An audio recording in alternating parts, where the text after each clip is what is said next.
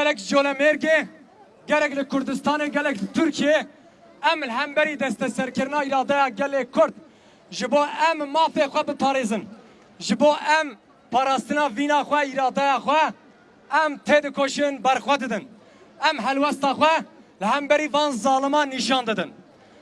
Digotin belkî dûsê roj berxwe bidin çalekiya pêş bixin, peyda weke rojane jiyana xwe berdewam bikin. Lê bila baş bizanibin. Em ê dîsa li qada Colemêrgê ji gelê xwe re parve bikin. Ji hemî gelê xwe Kurdistanê ra, ji hemî rêhevalê xwe meşvanên xwe ra. Em dibêjin bila ev çiyaya anan şahidên mebin. Bila dayikên dil êş û dil şewab şahidên mebin. Bila gelê Colemêrgên yên berxweder şahidên mebin ku em heta encam negirin. Em narawestin û em narawestin.